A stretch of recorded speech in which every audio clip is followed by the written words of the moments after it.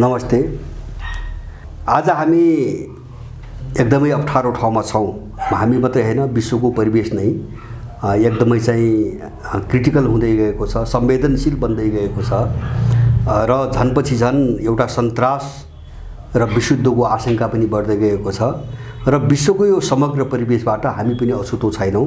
हामी जस्तै अलिक कम मात्रामा होला अरू कुनै पनि देश अछुतो छैनन् हैन। सबैतिर यस्तै वातावरण, यो एउटा विशिष्ट प्रकारको परिस्थिति छ विश्वव्यापी रूपमा। त्यसमा हाम्रो देशमा अलिकति बढी छ। अब हाम्रो देशको अवस्था हेर्नु हो भने कस्तो देखिन्छ भने मानव कहीँबाट यो देशलाई लुस्नुको निम्ति गिद्धहरू चाहिँ तपाईको पठाइएको छ। हामीले त्यस्तो अनुभूति भइरहेको छ। जता हेर्नुहोस् लुस्ने अपराधीहरू छन्, च्यात्ने अपराधीहरू छन्, खस्ने अपराधीहरू छन्। दल हेर्नुहोस् लुस्ने दलाल छ, सेना हेर्नुहोस् त्यस्तै दलाल छ, पुलिस हेर्नुहोस् त्यस्तै दलाल छ, अब कर्मचारी हेर्नुहोस् त्यस्तै दलाल छ। र हुँदा अब यो परिवेशले सर्वसाधारण मान्छेलाई कस्तो बनायो भन्छ भने तपाईँ गाउँ गाउँमा जानुहोस्, घर घरमा जानुहोस्, कतै जग्गा दलाल छ, कतै चाहिँ सरकारी निकायहरूको वरिपरि कमिसन खाने दलालहरूको एउटा जालो छ। मानव चारैतिर हेर्यो यो दलालहरूको, लुटेराहरूको, लुस्नेहरूको भूमि हो भन्ने खालको एउटा अनुभूति हुने वातावरण बनिरहेको छ। नेपालमा अहिले बनेको छ। यो एउटा विशिष्ट प्रकारको परिस्थिति हो। अब मैले बोल्ने गर्दा धेरै साथीहरूले, मित्रहरूले सोध्नुहुन्छ, मैले त्यो कमेन्टहरू हेर्छु, अब यसको समाधान के हो त भन्ने कुरा सोध्नुहुन्छ र मैले धेरै जसो समस्याहरू मात्रै उठाउने गरेको र समस्या के हो भन्ने कुरा पनि अलिकति प्रकाश पारिदिनुको निम्ति धेरैले चाहिँ मैले भनेको सुन्छु, लेखेको देख्छु।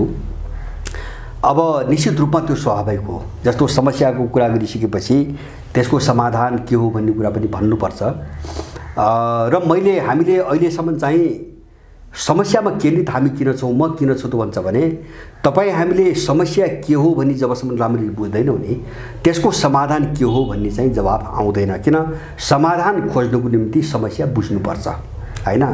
हामीले त समाधान राम्रो यो हो भन्नुको निम्ति नराम्रो के हो त्यो त बुझाउनु पर्यो, त्यो बुझ्नु पर्यो पहिले। त्यसैले त्यो नराम्रो, यो चिज नराम्रो हो भनी बुझिसकेपछि त्यसलाई फाल्नको निम्ति राम्रो यो हो भन्ने दिशातिर गइन्छ। त्यसकारणले मेरो जोड, अहिलेसम्मको जोड समाधान हामीसँग केही नभएको होइन हैन। हामीले सबै सोचेका छौँ, छलफल गरेका छौँ र मिहिन ढङ्गले सानातिना कुराहरूमा जस्तो शिक्षा, स्वास्थ्य, मौलिक विदेश नीति, सुरक्षा नीति, कृषि, उद्योग आदि इत्यादि सबै चिजमा हामीले सोच बनाएका छौँ। हामीसँग विकल्प छन् हैन। एजेन्डा वाइज हामी बहस पनि गर्दै जाउँला। तर अहिले हामीले जोड दिएको चाहिँ तपाईँको समस्या के हो त जस्तो बुझ्नु त पर्यो।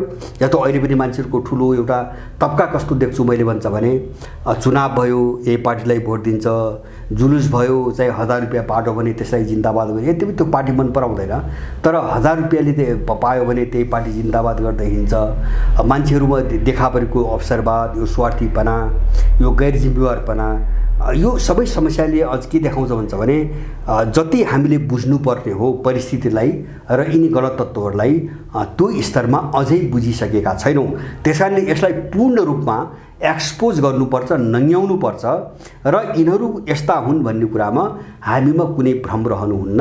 त्यसपछि विकल्पको विषयमा बहस गर्दा मान्छेले राम्रोसँग बुझ्छ भन्ने हिसाबले अब त्यो विकल्प यो हो भन्ने चिजलाई अहिले केन्द्रबिन्दुमा नराखेको मात्रै हो। तर मैले आज धेरै साथीहरूले, मित्रहरूले सोध्नुभयो, मैले एकदम सैद्धान्तिक र अब एउटा चाहिँ यो चाहिँ श्रृङ्खलामा सबै कुरो भन्न पनि सम्भव हुँदैन। किन भन्छ भने यसै गरी हामीलाई बोलेरै भन्नुपर्दा हामीलाई चाहिँ कैयौँ हप्ता लाग्न सक्छ। किन हामीसँग त्यस्ता खालका सबै सोच बनाछौँ, विकल्प पनि बनाछौँ, हामी राख्छौँ पनि, बिस्तारै राख्छौँ पनि। आज मैले विशेष गरिकन एकदम मोटो हिसाबले आधारभूत रूपमा, मूलभूत रूपमा, सैद्धान्तिक रूपमा र नीतिगत रूपमा हैन हामीले सोचेको विकल्प के हो, हामीले समस्या कहाँ देखिरहेछौँ र त्यसलाई सपार्न हामीले विकास गरेको विकल्प के हो, सोचेको के हो, मैले यति मात्रै। त्यो एकदम सैद्धान्तिक, यो मूर्त हुँदैन। किन एजेन्डामा नगइकन मूर्त हुँदैन हैन। जस्तो सरकार कस्तो बनाउने, अब विकासको चाहिँ तपाईँको मोडेल कस्तो बनाउने, अब विकासको प्रश्नमा कुन सेक्टरलाई जोड दिने, अथवा चाहिँ औद्योगिकरण भनेको के हो, शिक्षा कस्तो हुनुपर्ने, स्वास्थ्य कस्तो हुनुपर्ने, आज म यो एजेन्डाको तहमा जान सक्दैन, त्यो समयले पनि त्यो दिँदैन। हामी बिस्तारै श्रृङ्खलाबद्ध रूपमा यो लैजान्छौँ, यो सोच बनाउँछौँ। तर आज मैले चाहिँ तपाईँको मोटामोटी रूपमा एउटा सैद्धान्तिक र नीतिगत तहमा हामीले देखेका समस्या र हामीले बुझेका समस्याहरूको एउटा तहका बारेमा मात्रै अलिकति चर्चा गर्न चाहन्छौँ, ताकि हाम्रो दिशा, हामी अगाडि बढ्न खोजेको दिशा के हो भन्ने विषयमा यहाँहरूलाई अलिकति स्पष्टता होस्। अब पहिलो कुरा, यहाँ जानुभन्दा अगाडि म के भन्न चाहन्छु भने हामी अहिले एउटा गजबको अभूतपूर्व एउटा सङ्कटको अवस्थाबाट गुज्रिरहेका छौँ, जो हाम्रा पुर्खाले पनि योभन्दा पहिले महसुस गरेनन्, हैन। माने यस्तो अराजकता र भद्रगोलको अनुभूति योभन्दा अगाडि नेपालको इतिहासमा कसैले पनि कहिले पनि गरेन। हामी त्यस्तो खालको एउटा सङ्कट महसुस गरिरहेका छौँ। र अब दोस्रो कुरा, यो सङ्कट भनेको के हो भन्छ भने यो सङ्कट राष्ट्रिय सङ्कट हो, हैन। सङ्कटलाई पनि, सङ्कटको चुरो के हो त्यो पनि हामीले बुझ्नुपर्छ।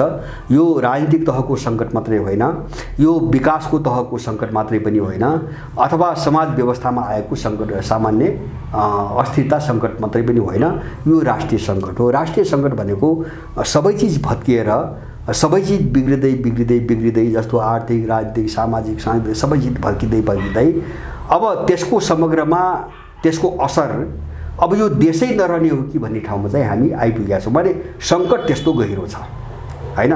त्यसैले मैले चाहिँ राष्ट्रिय सङ्कट बनाऊँ, किन यो सङ्कटले हाम्रो राष्ट्रको सार्वभौम अस्तित्वलाई चुनौती दिएर अगाडि बढिरहेको छ, हैन।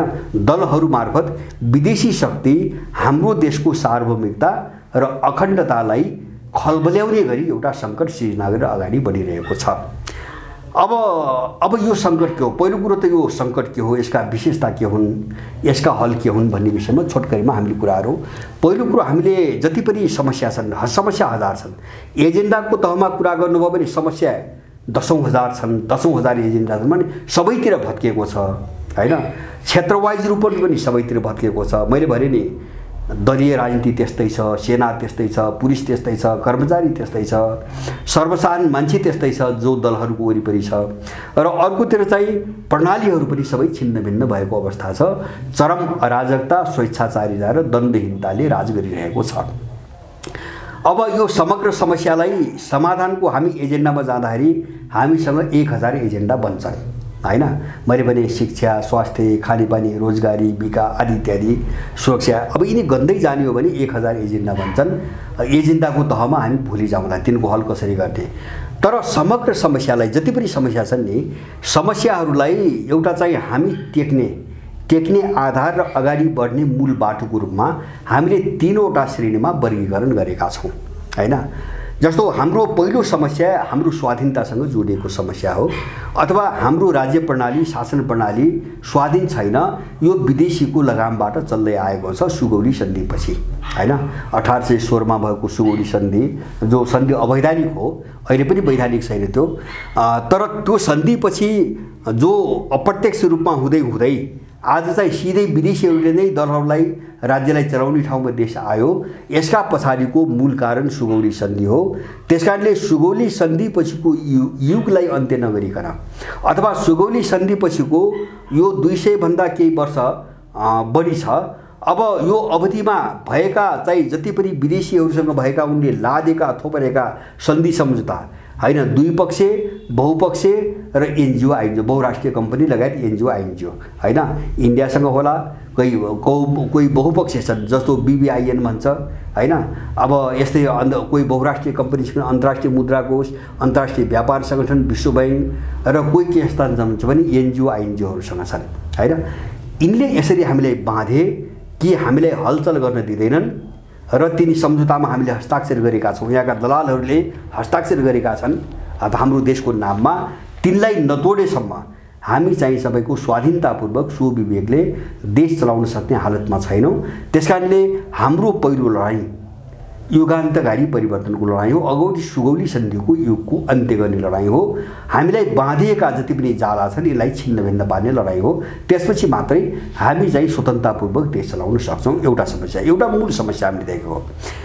दोस्रो हाम्रो समस्या हो हाम्रो आफ्नो पहिचान र हाम्रो मौलिकताको समस्या हैन। यो सयौं वर्षदेखि घुमाइफिराइकन सयौं वर्षदेखि र विशेष गरिकन तपाईको 2028 सालको नयाँ शिक्षा जुन नेपालमा लागू भयो त्यसपछि हाम्रो आफ्नोपनलाई जसरी मार्नको निम्ति विदेशीहरू सफल भए त्यसले गर्दाखेरि हामी एक खालले मानसिक रूपमा अर्काको गुलाम बनिसकेका छौं हैन। जस्तो सोचमा अर्काको गुलाम, विचारधारा पनि अर्कैले बोकाएको, मूल्य मान्यता पनि अर्कैले बोकाएको, राज्य प्रणाली पनि अर्कैले बोकाएको, अनि शिक्षा प्रणाली पनि उनकै निम्ति चाहिँ जनशक्ति तयार पार्ने शिक्षा प्रणाली। अनि यो सबै चिजले हाम्रो जीवन पद्धतिलाई यसरी नष्ट गरिदियो कि हाम्रो जीवनमा हाम्रो जो आफ्नोपन थियो त्यो सबै स्वाहा भएर गयो हैन। जस्तो हाम्रो भाषा स्वाहा भयो, हामी आफ्नो भाषा पनि राम्रोसँग बोल्न जान्दैनौँ हैन। हाम्रो चाहिँ खानपान स्वाहा भयो हैन, त्यसले हामीले प्रत्येक मान्छेलाई रोगी बनायो। अब हाम्रो चाहिँ तपाईको भेषभूषा चाहिँ तपाईको स्वाहा भयो, हामी सबै चाहिँ तपाईको एउटा नक्कल गर्नतिर आफ्नोपन गुमायौँ। हुँदा हाम्रा आचार विचार, हाम्रा शिष्टाचार, हाम्रा बोलीचाली, हाम्रा शैली सबै खतम भए। त्यसैले गर्दाखेरि यो समस्या जो आफ्नोपन गुम्यो हैन, आफ्नो जो पहिचान गुम्यो, मौलिकता गुम्यो, यसलाई कसरी फर्काउने भने हाम्रो दोस्रो लडाईँ हो। यसलाई हामीले पुनर्जागरण आन्दोलन भनेका छौँ। हामी फेरि जागृत हुन जरुरी भयो, अब जाग्न जरुरी भयो। र तेस्रो प्रकारको समस्या भनेको हामीले राष्ट्र पहिलो भनेका छौँ। जस्तो त्यो समस्या कहाँ जोडेको छ भने नेपालमा जति शासन व्यवस्थाहरू प्रयोगमा आए, कहिले देशभन्दा माथि श्री 3हरू भए, कहिले देशभन्दा माथि श्री 5हरू भए हैन, कहिले देशभन्दा माथि छोटे महाराज, दलका नामका छोटे महाराजहरू भए र देशले कहिले पनि प्राथमिकता पाएन। त्यसकारणले यो व्यक्तिलाई अथवा गिरोहलाई सर्वोपरि मान्ने हैन, सबैभन्दा माथि राख्ने जो एउटा व्यवस्था प्रणाली, जो राजनीतिक प्रणाली नेपाल आयो, यसको अन्त्य गर्न जरुरी छ। र हामीले अब राजनीतिक रूपमा राष्ट्र पहिलो भन्ने एउटा मान्यतालाई अगाडि बढाएर एउटा नयाँ लडाईँ सुरु गर्नुपर्ने अवस्था आयो। त्यसैले राजनीतिक तहबाट लड्ने कुरा गर्दा हामीले राष्ट्र पहिलो भन्ने एउटा निर्देशक विचार बोकिकन अब अगाडि बढ्नुपर्छ भन्ने हामी निष्कर्ष निकालेका छौँ। तपाईको व्यवस्था प्रणालीभित्रको कुरा गर्दा मैले भने यो तीनटा समस्याको वरिपरि सबै एजेन्डाहरू अटाउँछन्, समेटिन्छन् र तिनलाई चाहिँ हामीले क्रमैसँग हल गर्दै जानुपर्छ। म चाहिँ अरु श्रृङ्खलामा यिनी सबै सविस्तार सबै एजेन्डाहरूको म चर्चा गर्छु। एउटा दोस्रो चिज चाहिँ तपाईको भत्किएको चाहिँ हाम्रो समाज अथवा बिग्रिएको कमजोर भएको हाम्रो समाज। मैले भने हाम्रो पहिलो कुरा हामीले जोड दिएको हाम्रो निर्देशक के अरे चाहिँ हाम्रो मूल बाटो, हामी हिँड्ने बाटो, हामीले टेक्ने जग। मैले भने एउटा चाहिँ त्यसको एउटा पाटो युगान्तकारी परिवर्तन, त्यसको दोस्रो पाटो पुनर्जागरण आन्दोलन, हामी जाग्ने कुरा भयो। तेस्रो पाटो चाहिँ राजनीतिक तहमा राष्ट्र पहिलो भन्ने लडाईँ, राष्ट्रभन्दा माथि कोही छैन भन्ने लडाईँ, यो एउटा मुद्दा भयो। दोस्रो चाहिँ अब समुदाय जो हामी अत्यन्तै निरीह भयौँ, कमजोर भयौँ, समुदाय भनेको तल बस्ने जनता हैन, कोही बजारमा बस्छ, कोही गाउँमा बस्छ, जनता समुदाय एउटा समुदायको रूपमा बसेको छ, त्यो सबै हिसाबले कमजोर भयो। राजनीतिक हिसाबमा पनि यसको हातमा केही पनि छैन, आर्थिक रूपमा पनि यससँग केही पनि छैन, सबै बेरोजगारी मात्रै छ, गरिबी मात्रै छ र यसका आफ्ना भएका जो चिजहरू छन् त्यसको संरक्षण पनि छैन। यो निकै कमजोर भयो। त्यसकारणले हाम्रो चाहिँ दोस्रो एजेन्डा के हुन्छ भने एउटा समाज केन्द्रित विचारधाराको विकास अथवा समुदायलाई बलियो बनाउने त्यो आइडियोलोजी के हो हैन, हामी त्यहाँ चाहिँ बहस गरिरहेका छौँ र हामीले निर्माण गरेका छौँ। जब राजनीतिक तह, आर्थिक तह, सामाजिक सांस्कृतिक सबै तहमा त्यो के हुन सक्छ भन्ने हामीले ठोस रूपमा चाहिँ डकुमेन्टेसन गरेका छौँ, लेखेका छौँ। जस्तो एउटा उदाहरण राजनीतिक तहमा कुरा गर्दा हामीले के भनेका छौँ भने स्थानीय स्वशासन हैन, स्थानीय स्वशासन जस्तो जिल्ला भनौँ, एउटा जिल्ला भनौँ, भोलि जिल्लाहरू त्यसलाई सङ्ख्या चाहिँ कम गर्न सकिन्छ। एउटा जिल्लालाई एउटा स्वशासित क्षेत्र बनाइदिने हो भने सम्पूर्ण अधिकार सहितको त्यो माथिबाट हस्तक्षेप गर्नै नपाउने गरी हैन सम्पूर्ण रूपमा स्वशासित गरिदिने हो भने त्योभन्दा राम्रो राजनीतिक अधिकार तलका मान्छेको केही पनि हुँदैन। समुदाय बलियो बनाउनेको स्वशासनमा जाने हो। किन भन्छ भने नीति निर्माण गर्ने र त्यसको कार्यान्वयन गर्ने सम्पूर्ण अधिकार त्यसैलाई हुन्छ। दुई चारवटा केही मामिला जो स्थानीय निकायले गर्न सक्दैनन् हैन अथवा स्वशासित क्षेत्रहरूले गर्न सक्दैनन्, जस्तो मुद्राको मामिला भयो, पैसा निकाल्ने कुरा भयो, अब सुरक्षा सेनाको मामिला भयो, जस्तो वैदेशिक सम्बन्ध भयो अथवा चाहिँ अन्तर्राष्ट्रिय व्यापारका कुरा भए अथवा चाहिँ ठुल्ठुला मेची महाकाली प्रोजेक्टहरू विकासका प्रोजेक्टहरू भए जो एउटा स्थानीय तहले मात्रै गर्न सक्दैन र त्यो चाहिँ केन्द्रले नै गर्नुपर्छ।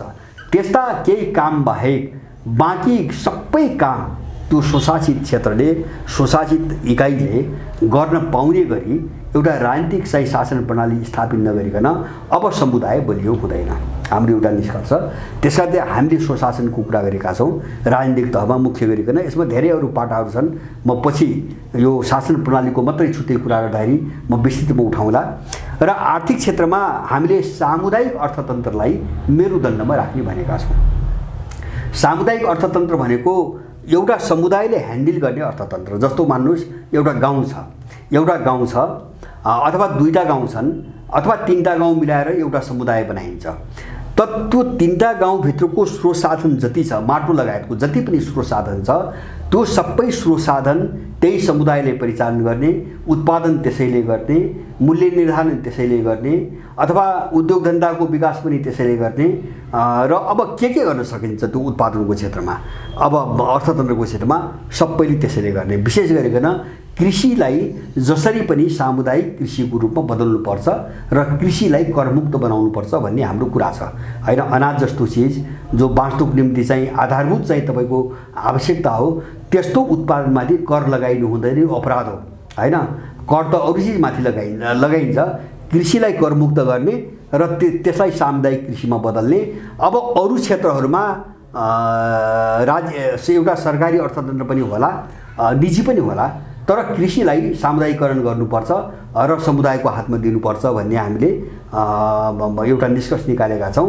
त्यो पनि समुदायलाई बलियो बनाउनको निम्ति, आर्थिक रूपमा ऊ सबल होस् भन्नको निम्ति। अब सामाजिक सांस्कृतिक रूपमा हामीले विशिष्टताको एउटा सिद्धान्त भनेर चाहिँ विकास गरेका छौँ। विशिष्टताको सिद्धान्त भने के हो भन्छ भने जस्तो प्रकृतिले जति पनि सृष्टि गरेको छ सबै चिजहरू विशिष्ट छन् हैन। जस्तो म जो छु, मलाई तपाईहरु जस्तो देख्नुहुन्छ, रूपमा जस्तो देख्नुहुन्छ अथवा म स्वभावमा जस्तो छु, अब त्यो दुईटा चिजमा हुबहु मिल्ने संसारमा अर्को मान्छे छैन, म एक्लै हो हैन। प्रत्येक मान्छे यस्तै विशिष्ट छ, कोही कसैसँग मिल्दैन। तपाईको अरु जीव जन्तुको कुरा गर्नुस्, सबै विशिष्ट छ आफ्नो ठाउँमा, कोही कसैसँग मिल्दैन। वनस्पति विशिष्ट छ, त्यति मात्र हैन, निर्जीव पदार्थ पनि विशिष्ट छ। एउटा पदार्थको गुण अर्कोसँग मिल्दैन भने प्रकृतिको रचना विशिष्ट छ र सामाजिक संस्कृति पनि विशिष्ट छन्। किन भन्छ भने मान्छे जस्तो खालको परिवेशमा बस्यो त्यस्तै खालको कल्चर विकास गर्यो। कल्चर सबै ठाउँको एउटै हुँदैन। जस्तो हिमाली भाग बस्ने मान्छेको पोसाक एक खालको हुन्छ, तराईमा गर्मीमा बस्ने मान्छेको पोसाक अर्को थरी हुन्छ, खानपानै फरक हुन्छ, लवाई खुवाई फरक हुन्छ, बोली फरक हुन्छ, सारा चिज फरक हुन्छ। यो विशिष्टता हो, यो परिवेशले चाहिँ तपाईको निर्माण गरेको कुरा हो। त्यसकारणले यो विशिष्टतालाई हामीले स्वीकार गर्नुपर्छ। त्यसैले सबै खालका विशिष्टताहरूको सुरक्षा, विशेष गर्न संस्कृतिको क्षेत्रमा सबै सांस्कृतिक संस्कृतिहरूको एउटा विशिष्टताको सम्मान गर्ने र सबै विशिष्टताहरूको बीचमा एउटा समन्वय र जो सहकार्य हो त्यसको नीतिलाई अगाडि बढाउने र मिलेर जाने। अगाडि बढ्ने बाटो समन्वयको, तर उसको पहिचान, विशिष्ट पहिचानलाई स्वीकार गर्नुपर्छ र समाजलाई यसरी एउटा चाहिँ तपाईको एक टिका बनाएर जानुपर्छ भनेर, यो पनि तलको समुदाय बलियो होस्, त्यो समाज बलियो होस् भनेर हामीले विशेष गरेर राजनीतिक क्षेत्रमा स्वशासन, आर्थिक क्षेत्रमा सामुदायिक अर्थतन्त्र र सांस्कृतिक सामाजिक क्षेत्रमा चाहिँ तपाईको एउटा आफ्नोपन, जो विशेषता हुन्छ सबैको, त्यसको सम्मान र त्यसका बीचमा सहकार्य, यो समाजलाई अलि कसरी बलियो बनाउने भन्ने कोणबाट हामीले यो ढङ्गले सोचेका छौँ, एउटा निष्कर्ष निकालेका छौँ। अब त्यसपछि अब तेस्रो समस्या हामीले भोगिरहेको, अहिले मान्छेलाई बजारवादले, पश्चिमा नवोदारवादले, बजारवादले, जसलाई हामी हाम्रो देशको भाषामा दलाल राज्य प्रणाली भनिरहेका छौँ, दलाल अर्थतन्त्र, दलाल राजनीति भनेका छौँ, यसले मान्छेलाई यस्तो अनैतिक बनाइदिएको छ, यस्तो गैर जिम्मेवार बनाइदिएको छ कि तपाईँ नेपालमा हेर्नुहोस्, अहिले एउटा पनि यस्तो व्यक्ति पाउनु बडो मुस्किल छ जसले आफ्नो ड्युटीको, कर्तव्यको कुरा गर्छ अथवा मैले समाजको निम्ति, देशको निम्ति अथवा अरूको निम्ति गर्नुपर्ने मेरो आफ्ना कर्तव्य छन् भन्ने कुरो भन्ने मान्छे भेट्नै चाहिँ मुस्किल भइसक्यो। नेपालमा सबैले आफ्नै निम्ति खोजिरहेको छ हैन। जस्तो उनीहरूले व्यक्ति स्वतन्त्रताको मुद्दामा मान्छे सिद्ध्याए हैन, उनले समाजलाई बजारवादमा लगे, सामाजिक मूल्यहरू सिद्ध्याए हैन। अब उनले संस्कृतिहरूलाई बजारीकरण गरे, संस्कृति सिद्ध्याए र मान्छे यस्तो जङ्गली अथवा चाहिँ एउटा पशु जस्तो भयो अहिले कि उसले आफ्नो भोगको कुरा मात्रै गर्छ हैन, अर्काप्रतिको उसको ड्युटी के हो त्यो कुरो कसैले पनि गर्दैन, त्यो दलले पनि गर्दैन, अर्को संस्थाले पनि गर्दैन, व्यक्तिले पनि गर्दैन।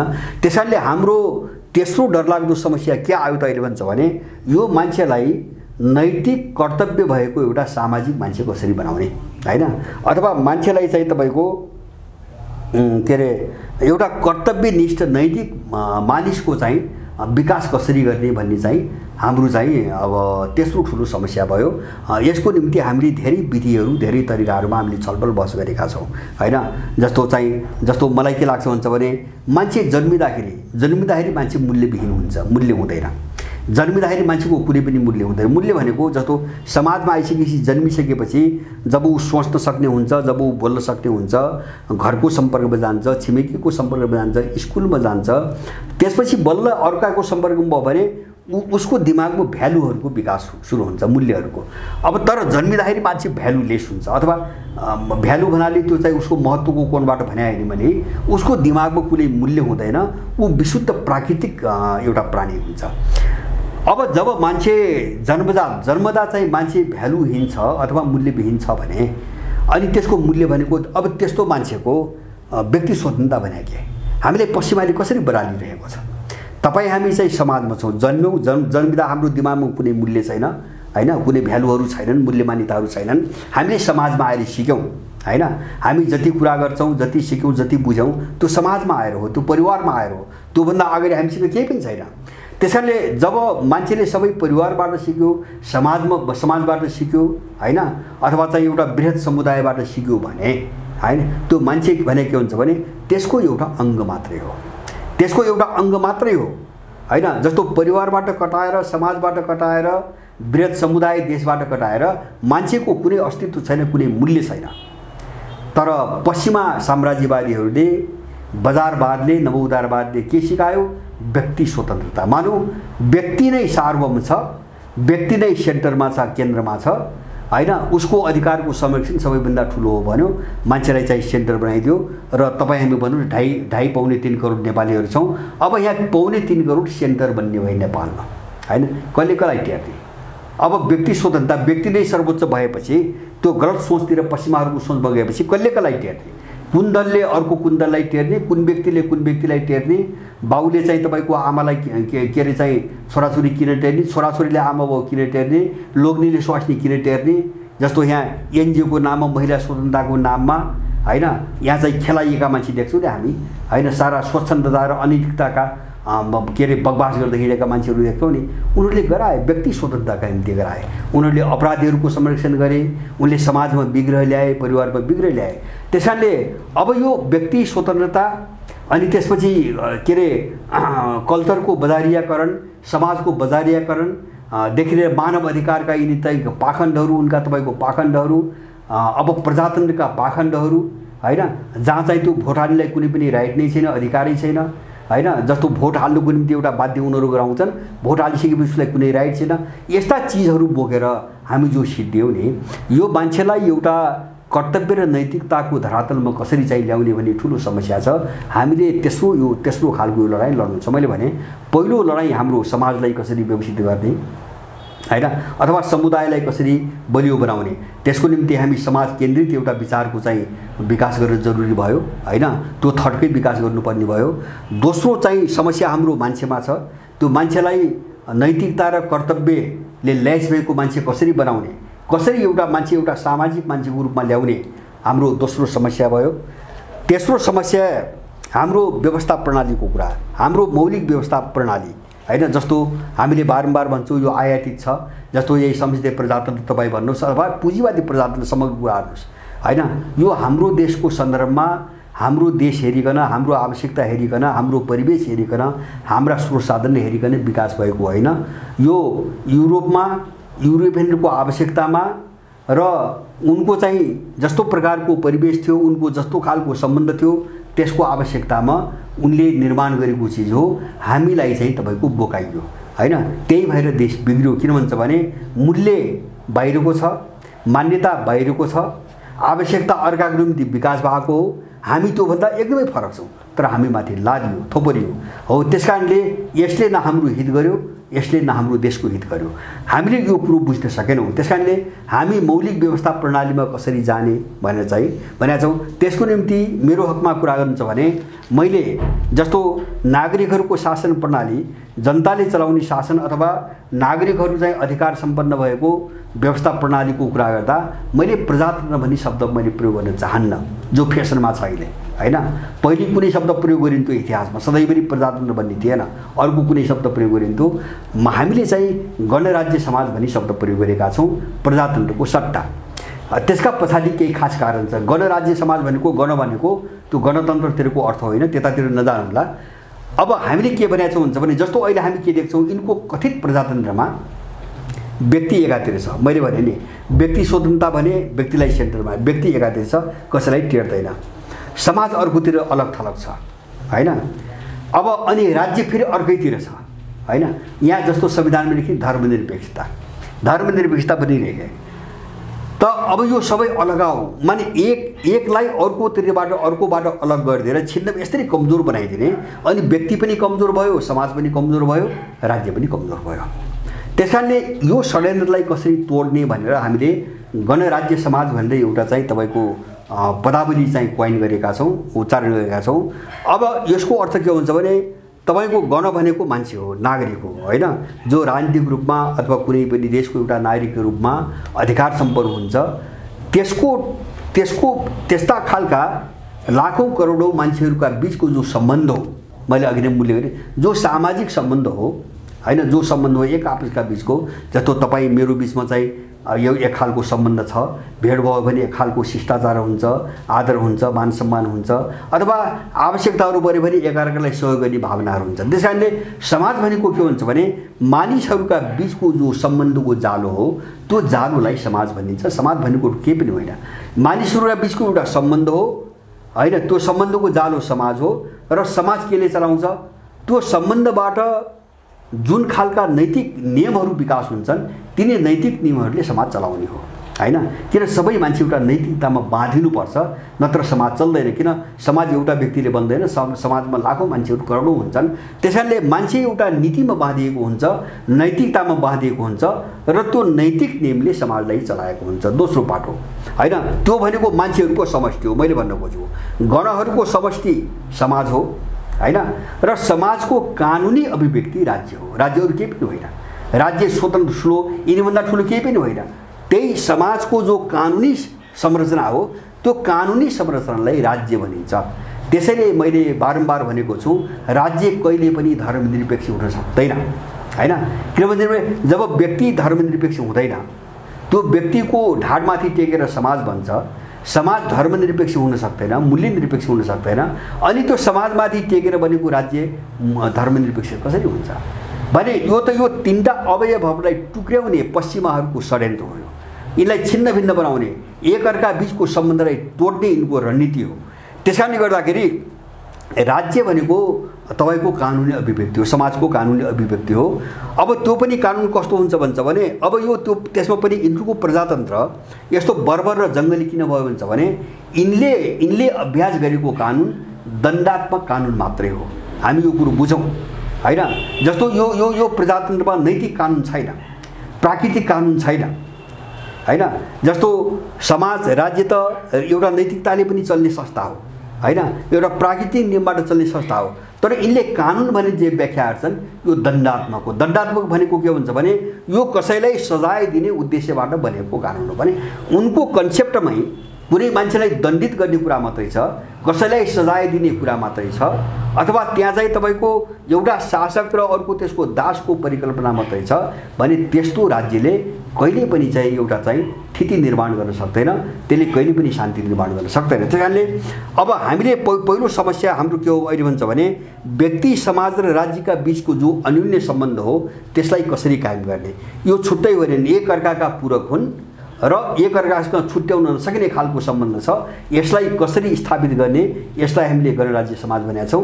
र यो तीनटाको जो समष्टि हो त्यो भनेको व्यवस्था प्रणाली हो। यसैलाई हो व्यवस्थापन। तीनटाको जो चाहिँ एक आपसको सम्बन्ध हो यही नै तपाईँको व्यवस्था प्रणाली हो। त्यसकारणले गर्दाखेरि यो प्रजातन्त्रको जो एकल काँटे अथवा एकपाखे जो व्याख्या छ यसलाई हामीले स्वीकार गर्न हुँदैन। यो कानुनलाई पनि हामीले कानुन भन्ने मान्न हुँदैन। मैले भने यो दण्डात्मक कानुन हो, यसमा नैतिकता पनि छैन, यसमा चाहिँ प्राकृतिक तपाईँको न्यायको कुरा पनि छैन। यस्ता धेरै समस्याहरू पश्चिमाहरूको पश्चिमी थरमा विकास भएर आएका छन्, किनभने उनीहरू त्यही ढङ्गले चाहिँ अगाडि बढे हैन।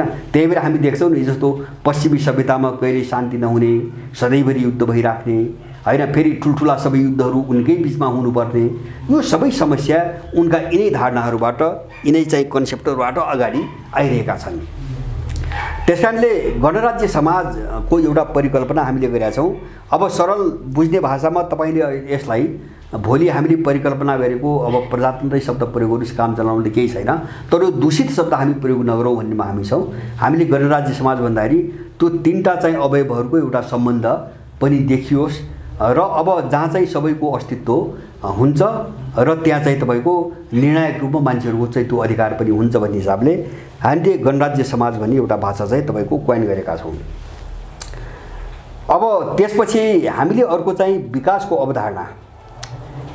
अवधारणा हामीले बेग्लै खालको बनाएका छौँ। जस्तो हाम्रो एउटा बहस के हुन्छ भने मान्छेलाई सुविधा मात्रै चाहिएको हो कि सुख र सन्तुष्टि चाहिएको हो हैन। जीवनको निम्ति जरुरी चिज के हो?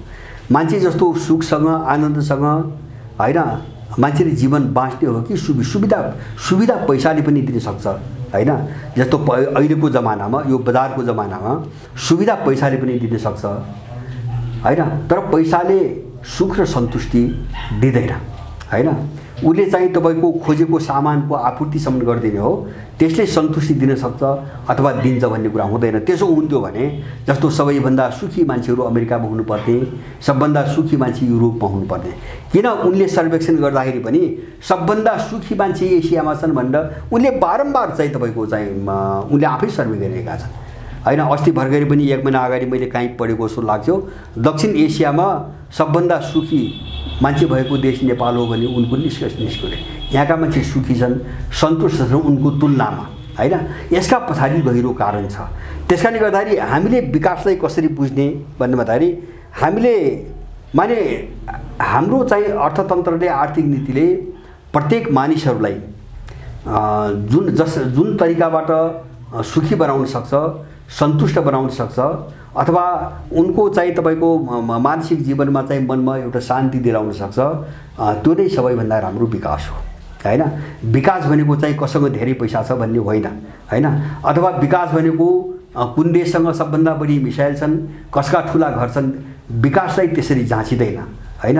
मान्छेको तृप्तिसँग, मान्छेको आनन्दको जिन्दगीसँग विकासलाई चाहिँ तपाईँको व्याख्या गर्नुपर्छ भन्ने हाम्रो ठहर छ।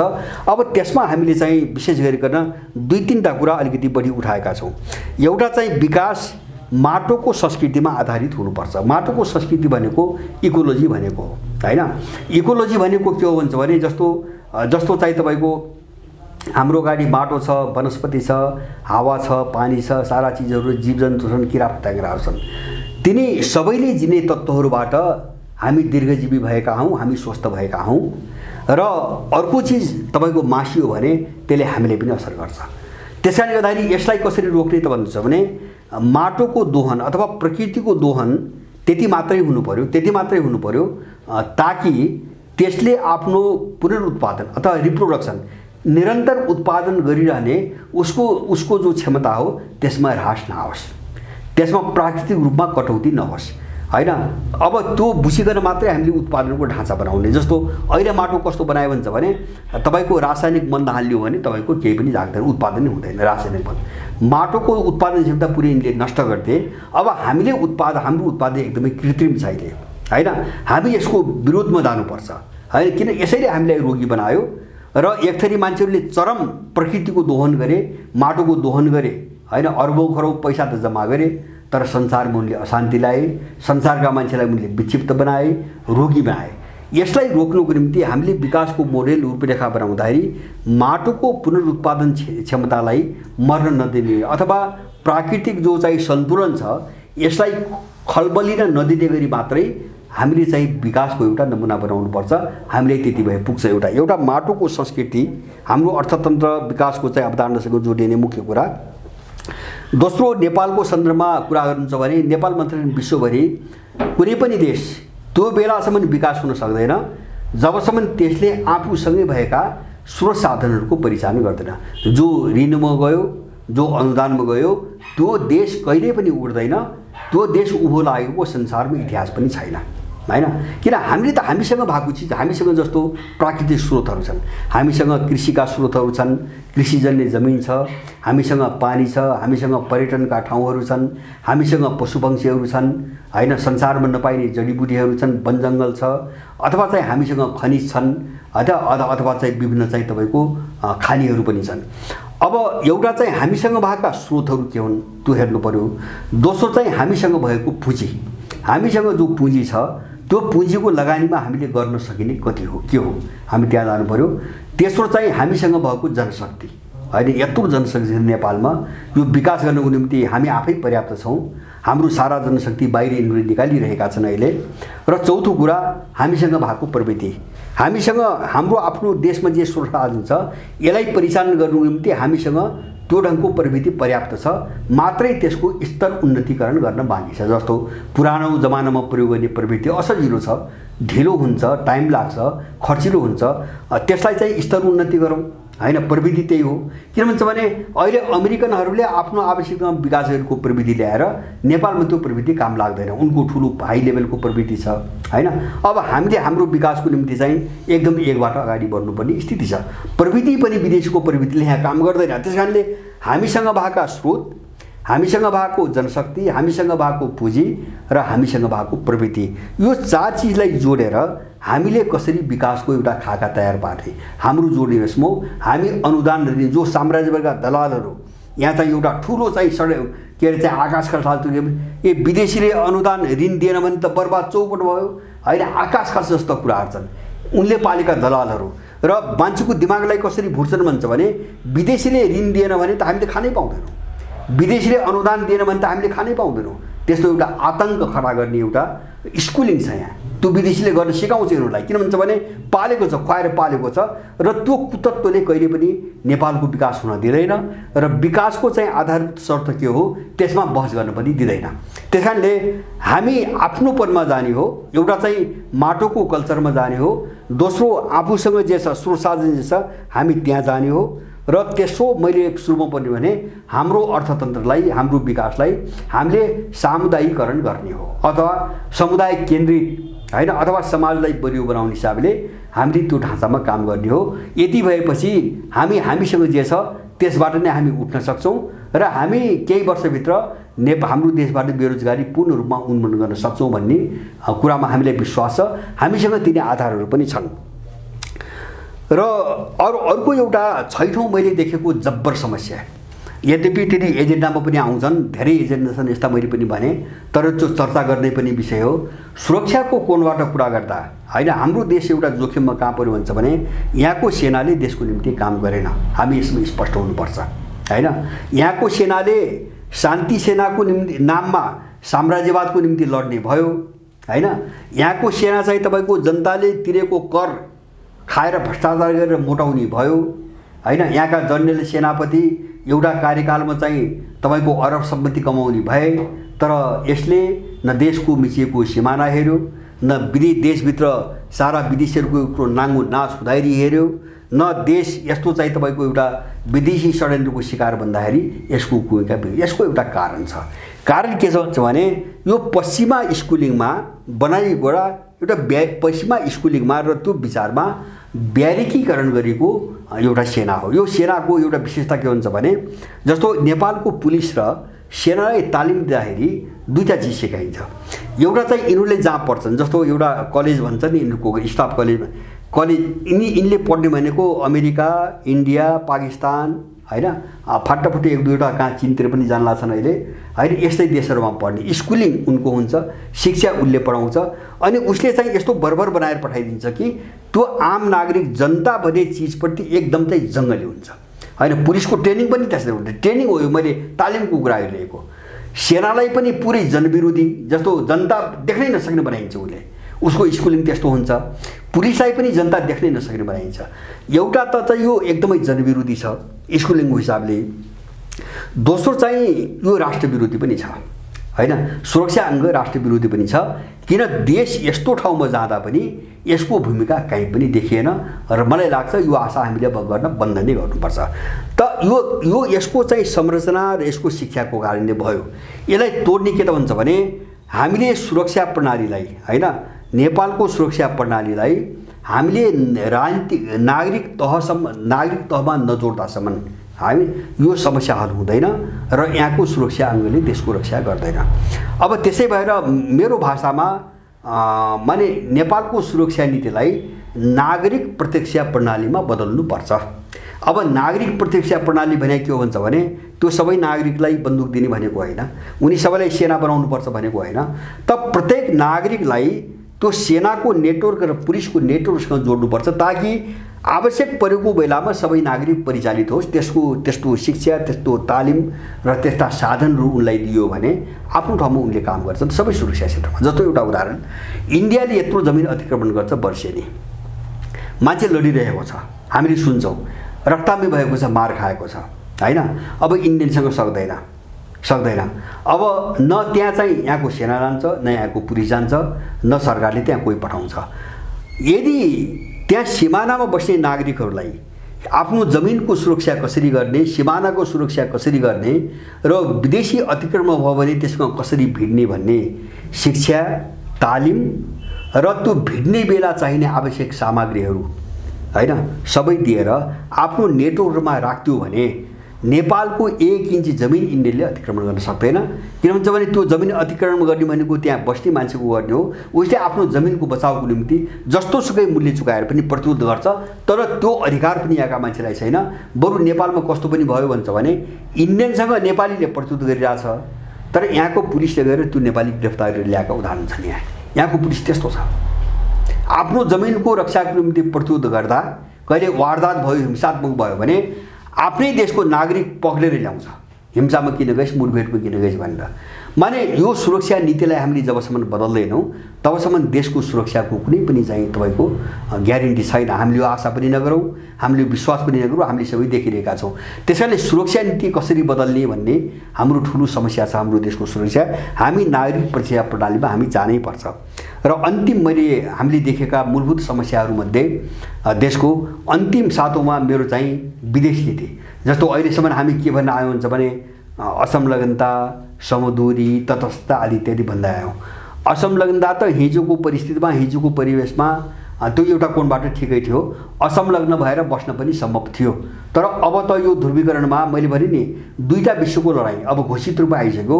पुरानो विश्व र नयाँ विश्व अथवा पश्चिमा विश्व र पूर्वी विश्व, दुईटा विश्वको लडाईँमा अब असंलग्नताको पनि अर्थ छैन। समदूरी त बिल्कुल फजुल र बहुलठिप्पूर्ण कुरा हो। किन भन्छ भने जस्तो कुनै एउटा देशको अर्को सबै देशसँग एउटै दूरी हुँदैन, बराबर दूरी हुँदैन। न त्यो हिजो बराबर थियो, न आज बराबर छ, न त्यो भोलि बराबर रहन्छ। त्यसकारणले गर्दाखेरि हामीलाई भुलाइयो, हामीलाई समदूरी र तटस्थता पनि हामीले झुक्याइयो, भुलाइयो हैन। एकातिर हामीलाई समदूरी असंलग्नता भन्ने चाहिँ गुमराहमा पारियो, अर्कोतिर दलाल साहबले के गर्यो, युक्रेन सङ्कटमा नेटोको पक्षमा वक्तव्य जारी गर्यो, मतदान गर्यो खुलेर। भनेपछि हामीले यस्तो भ्रम तोडेर हामी बहुखम्बे विदेश नीतिको एउटा बाटोमा हामी जानुपर्छ। बहुखम्बे भनेको के भन्छ भने धेरै खम्बा भएको, धेरै पिलर भएको एउटा नीति, धेरै पिलरका आधारमा चल्ने नीति। जस्तो त्यो भनेको हाम्रो देशसँग अर्को कुनै पनि देशको जस्तो सम्बन्ध छ अथवा उसले हामीप्रति जस्तो व्यवहार गरेको छ अथवा कुनै देशसँगको सम्बन्धले हाम्रो आवश्यकता जुन मात्रामा जसरी हल हुन्छ त्यही अनुसार निकटता र दूरीको कुरा हुन्छ हैन। जस्तो यो बहुखम्बाभित्र हैन, जस्तो बहुखम्बे विदेश नीतिभित्र एउटा खम्बा इन्डिया होला, अर्को खम्बा चीन होला, अर्को खम्बा चाहिँ युरो अमेरिकन पश्चिमी ब्लक होला, अथवा चाहिँ अर्को खम्बामा चाहिँ तपाईँको के होला भन्छ भने के अरे चाहिँ दक्षिण पूर्वी एसिया होला, जसलाई आसियान भन्छौँ। अब सम्भावना जे हुन्छन् मेजर भूमिका खेल्न सक्ने शक्तिवान देशहरू, उनीहरूलाई हामीसँगको सम्बन्ध अथवा हाम्रो आवश्यकतामा उनीहरूसँग राख्नुपर्ने सम्बन्ध अथवा उनले गरिरहेको व्यवहार कस्तो छ त्यो आधारमा सम्बन्ध राख्ने एउटा नीति बाट हामी नजाँदासम्म हामी यो शिकार हुने र यो चाहिँ तपाईको एउटा गोलचक्करमा फस्ने यो चाहिँ समस्याबाट हामी मुक्त हुन सक्दैनौँ। हामीलाई अल्मल्याइरहेका छन् हैन, एउटा समुद्रीको नाममा अल्मल्याएका छन्, त्यो एउटा काल्पनिक चिज हो। अब यो चाहिँ एउटा 7वटा क्षेत्रलाई कसरी उल्टाउने हैन, मेरो जोड त्यहाँ हो। मैले भने म छोटकरीमा फेरि सरस्वती भनेर चाहिँ म टुङ्ग्याउँछु। हाम्रो पहिलो चाहिँ तपाईको अगाडि बढ्ने बाटो थटको कुरा भयो, जस्तो त्यसभित्र 3टा चिज परे। एउटा सुगौली सन्धिपछिको युगको अन्त्य, एउटा हाम्रो जो आफ्नोपन गुम्यो त्यसको पुनर्स्थापना पुनर्जागरण आन्दोलन, त्यसपछि राष्ट्रलाई सर्वोपरि मानेर राष्ट्र पहिलो भन्ने एउटा मान्यतामा राजनीतिक लडाईँ नम्बर 1, त्यो ट्र्याकमा कसरी जाने। दोस्रो चाहिँ तपाईको हामीले समाजको कुरा गर्दा जस्तो हामीले 2टा विश्व व्यवस्था हेर्यौँ, हामीले पुँजीवादी व्यवस्था पनि हेर्यौँ, हामीले समाजवादको नाममा पनि व्यवस्था हामीले हेर्यौँ। तर दुवैमा हामीले के देख्यौँ हुन्छ भने त्यो समुदाय दुवैमा कमजोर छ, निरीह छ। शासन गर्ने एउटा वर्ग छ, एउटा अभिजात छ। तपाईँ कम्युनिस्टको नाममा लिनुहोस्, त्यो पार्टीमा जसको हाली मुहाली थियो त्यही शासक भयो। अब पुँजीवादीहरूको पुँजीवादी भयो, जसँग पैसा छ त्यसैले शासन गर्छ। त समुदाय चाहिँ दुईटै अभ्यासमा समुदाय कमजोर देखियो। त्यसकारणले त्यो समुदायलाई कसरी बलियो बनाउने, हाम्रो दोस्रो लडाईँ समाज केन्द्रित विचारधारा। तेस्रो मैले भने अब समाज केन्द्रित विचारधारा त्यो राजनीतिको क्षेत्रमा, त्यो अर्थतन्त्रको क्षेत्रमा र त्यो संस्कृतिको क्षेत्रमा, सांस्कृतिक क्षेत्रमा पनि।